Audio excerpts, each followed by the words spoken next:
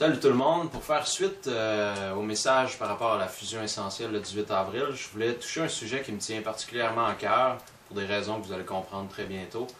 J'appelle ça le bonheur durable. Je fais une différence entre bonheur durable et excitation temporaire, satisfaction des désirs, etc. etc.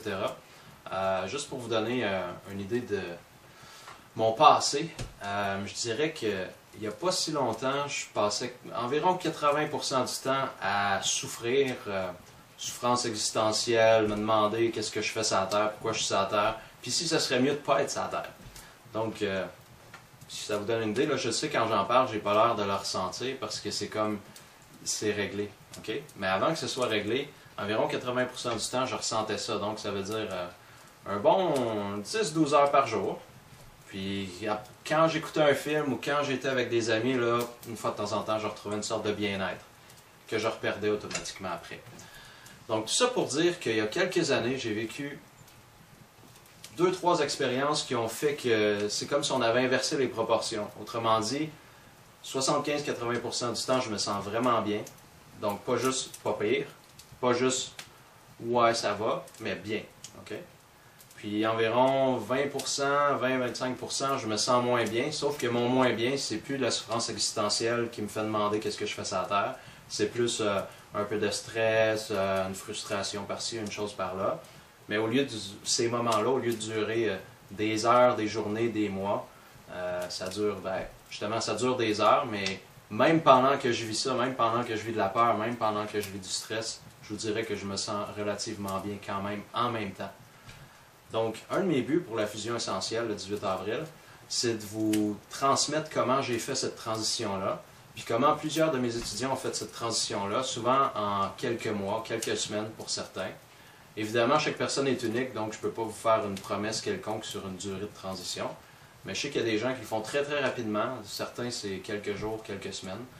D'autres personnes doivent continuer à faire des exercices pendant quelques mois. Quand je dis des exercices, c'est des exercices très très simples, quelques secondes à faire, des fois quelques minutes. Puis c'est vraiment juste pour enseigner à votre corps, à votre système nerveux, à aller dans l'autre direction, qui n'est pas celle de la souffrance, qui n'est pas celle des émotions du passé, mais qui est celle d'un bien-être plus continu.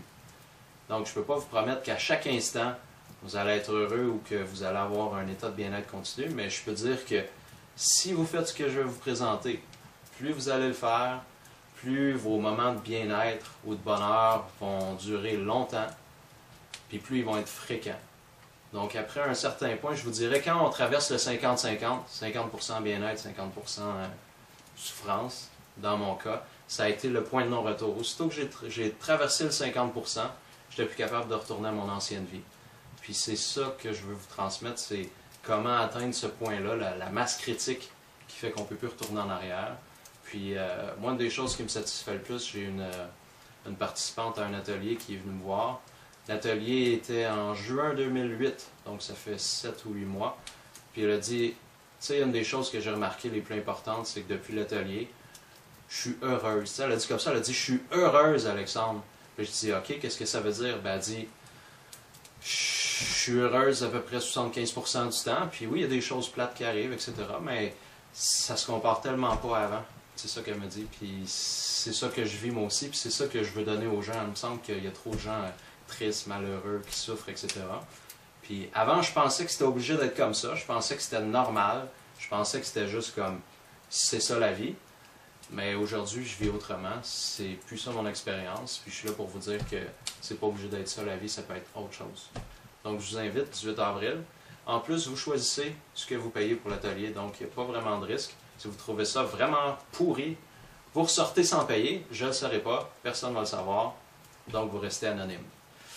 Je vous attends le 18, puis écoutez le prochain vidéo, je parle d'une autre petite chose qui me tient vraiment à cœur.